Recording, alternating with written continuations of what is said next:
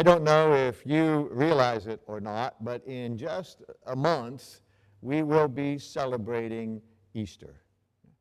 It's hard to believe that Easter's already here. Have you packed up all your stuff from Christmas yet? Yeah. And we're into that season of Lent and Easter. In Luke chapter 9, we have these words. As the time approached for Jesus to be taken up into heaven, he steadfastly set his face towards Jerusalem. For the next 4 or 5 Sundays, as we move towards Easter, I want to ask the question, who is this Jesus who steadfastly turned his face towards Jerusalem and never looked back?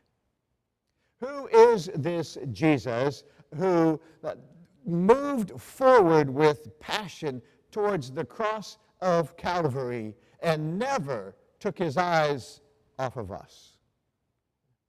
What I want to do is to take a deeper look at who this man was who claimed to be the Messiah. Therefore, I thought one way we could do that is by what is called the I am statements of Jesus.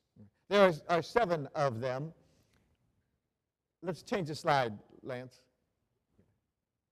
There's 7 of them. 4 of them are right there. There's this thing called the I am statements of Jesus. Have I already mentioned that to you? Yeah. And there's 7 of them in the Gospel of John. And John, the author of that gospel, seeks to help us get a little deeper into what it is to understand who this Jesus is with these I am statements. I mentioned that there are 7. 4 of those are, I am the good shepherd, I am the bread of life, I am the light of the world, I am the way, the truth, and the life. So during the next couple of weeks, as we move towards the cross of Good Friday and towards the resurrection celebration of Easter, I want for us to ask the question, who is this Jesus? Okay. To start, I want to investigate the claim of Jesus when he says, I am the bread of life. To wrap our minds around that, let's begin by talking about food, because bread is food. Have you ever noticed that most of the foods we love to eat are unhealthy for you? Aren't they? I mean, you think of your favorites. Here's some of my favorites. Chocolate chip cookies. Oh, I gave up chocolate for Lent. I can eat it today? Okay. Rocky Road ice cream. Oh, yeah. Big Mac hamburgers with an extra large order of French fries on the side. I mean, there's just strawberry festival food. Festival, the bloomin' onions, deep fried. Or deep fried chocolate covered bacon. That's like dying and going to heaven when you eat that stuff. Yeah. But unfortunately, we receive word that that stuff isn't good for you. You know, the doctors will also tell you, now, that stuff is obvious, but pasta, too much caffeine, white bread, that stuff isn't good for you either. Look at what is good for you, okay? Apparently, all green vegetables are good for you. Brussels sprouts. Doesn't that just sound like something you want to go out and eat today? Yeah. Now, you Southerners, you may like colored greens, but some of us don't. Then there's cabbage, and there's celery, and there's broccoli. But we're supposed to eat that stuff because it's healthy for you. Another healthy food is lean meat. The leaner, the better, they tell you. The fact that lean meat has no flavor to it at all compared to fat-induced meat, but that's okay. You're supposed to eat it because it's healthier for you. Then the doctors tell you, eat more fish or fish supplements, okay? My mother used to feed us a fish supplement called cod liver oil, okay? speak of the kiss of death. That is. And then there are things like the antioxidants that we're supposed to be paying attention to, and there's flaxseed and fiber and vitamin pills, even yogurt. Now, I am not a fan of yogurt. And one of the reasons is because if I look at the recipe, that says like spoiled milk with fruit mixed in it. That, to me, that's what yogurt is. And yet we're supposed to eat this stuff because it's healthier for us. And I guess I understand that. And while we may bemoan the fact that many of the foods that we really love aren't healthy for us, I bet you just about everybody in this room will admit that we Americans could eat healthier. So if my doctor says back off of sugars and pastas and start swallowing fish oil pills, then I should probably do that. As a matter of fact, if we listen to the experts in many areas of our lives, we will discover that we can live healthier lives. For example, exercise more. Exercise daily. It's good for your heart and your bones and your muscles. Get outside and breathe in some fresh air and let the sun bake you, because there's no better source of vitamin D than that which comes from being outdoors in the sun. Give yourself something to do every day that adds purpose and productivity to your life. Because if you do that and you start to say, this makes a difference, then the endorphins start to flow better in your body and you start to have a better attitude, and suddenly you have this sense of well-being is bestowed upon you. And all of that is good, healthy stuff. And the experts agree, and probably so do we. Well, one of the experts we should really be listening to is Jesus. In many ways, he tells us that we will be healthier people if we exercise the things of faith. If you do that, you will live healthier, fuller, and more purposeful lives. And I think you know that. In the Gospel of John, in chapter 6, we have these words, I am the bread of life. Whoever comes to me will never be hungry again. Whoever believes in me will never be thirsty. There's some powerful thoughts in that. Now, obviously, Jesus isn't speaking about physical food in that scripture passage. He's not talking about bread and jam or meat and potatoes. But there are other things that help to develop a healthy person. And that includes taking in the wisdom and the inspiration and the spiritual food of Jesus. That makes for a stronger spiritual person. You know, it is commonly understood that we are made up of three components: body, mind, and spirit. And while we need to tend to all three of those, only Jesus offers the resources and the sustenance that enables us to grow our spiritual side stronger.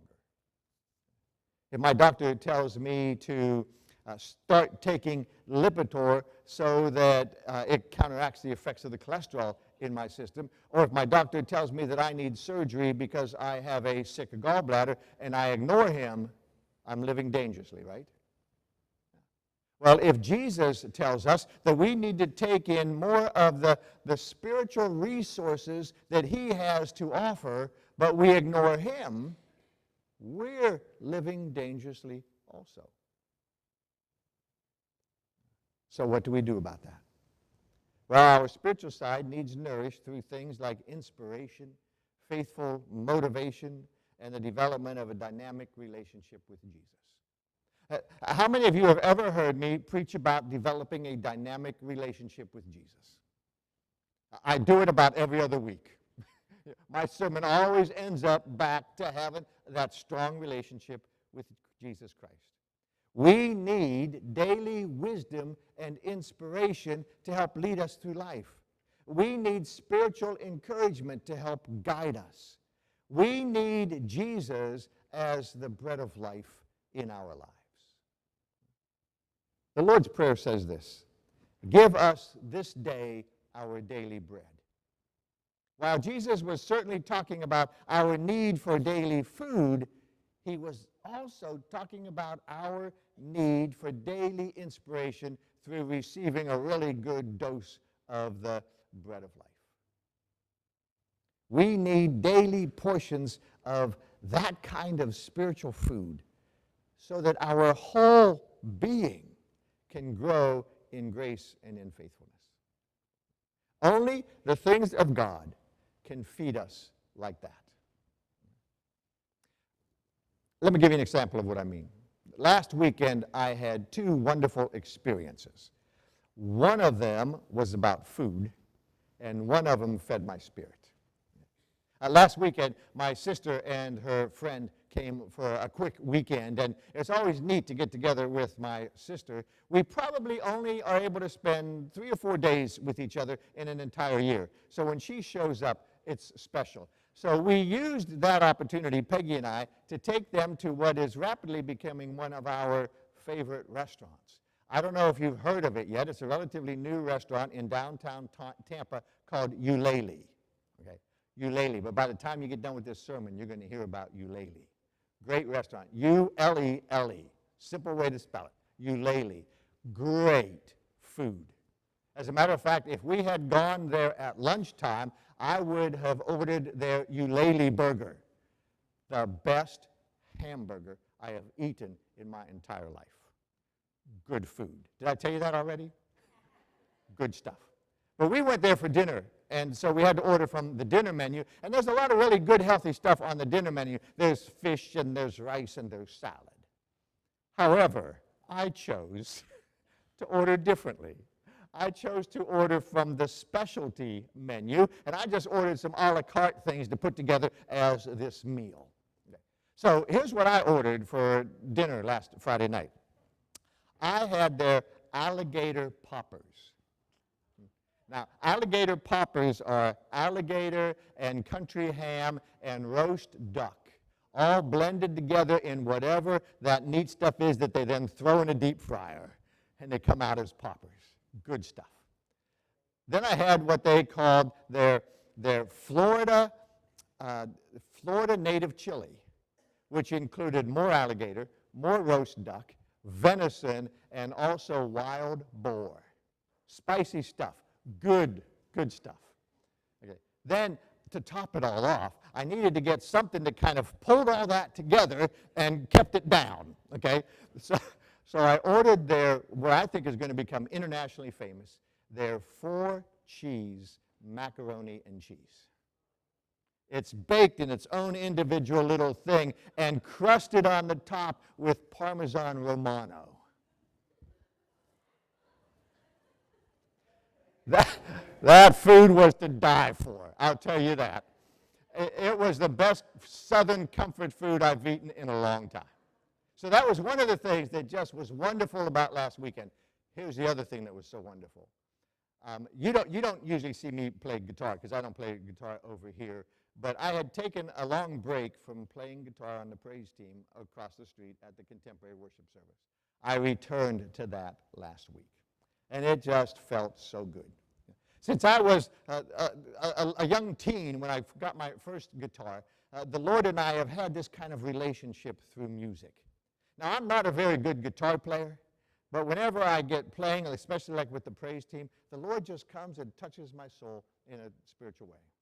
Wen and I were just talking. He's a drum player. He said he's going to have to sell his drums. He moved into a house that's too small for drums. Yeah. Build a shed on the back. Don't sell your drums. Yeah. There's just something about, and many of you know that, be it the music of hymns or be it the music of praise songs, there's just something wonderful about music and how that comes to us. Okay. So I got to celebrate that last week, and I started last week, and I got to do it again this week. So there's those two things. Let me ask you this. Of those two things, the food or the guitar, which one do you think is more healthy for me? Well, I'll tell you this. That meal was Friday. Saturday, I got feeling guilty, so I went online and I calculated the cost. And I don't mean the financial cost. That meal was over 2,300 calories and over 40 grams of trans fat. That did not do a thing for the cholesterol surging in my blood, I will tell you that. That meal was not a very healthy meal. However, playing the guitar during worship last Sunday was one of the healthiest things I have done for my spirit in a long time.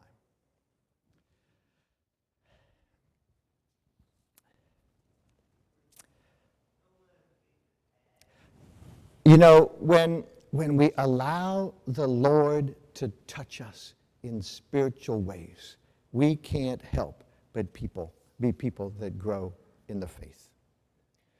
Here's what I can tell you. I can take into my body spiritual food, like the inspiration of Jesus, from many different sources, be it Bible, or be it the music, or be it the playing of the organ, or be it gathered in here with you during prayer time, or the lighting of candles. I can do that. I can bring into my life things like the wisdom and the inspiration of Jesus, and trust me, that is always healthy. I can also take into my body things like junk food, or poor advice, or crummy worldly values. And that stuff can harm me and you. I learned two things last weekend. One, I'm 63 years old, and I need to stop taking in some of that kind of food because it harms me. It's not good for me. But two, the more I take in the stuff of Jesus, be it through music or whatever, my soul is inspired and it is touched by the Lord. Well, how about you? Does that sound like good advice for you? I hope it does. When Jesus says, I am the bread of life, he is providing you with some awesome advice. He is also opening the door for you to live a more fruitful, more productive, and more faithful lifestyle. After all, you need to feed your spirit as much as you feed your body. And if you do that, you will become a greater friend and have a greater friendship, deeper friendship with Jesus. And if you want to know him better, then start spending more time feasting upon the things that he has to offer. Do you want to know how to have a healthier, more wholesome life? Here's three things you can do. One, exercise your body and eat right. Two, exercise your brain with great and good thoughts. And three, exercise your spirit with the wisdom and the inspiration of Jesus. Jesus said, I am the bread of life. I believe all of us can benefit from feasting upon him more often and more fervently.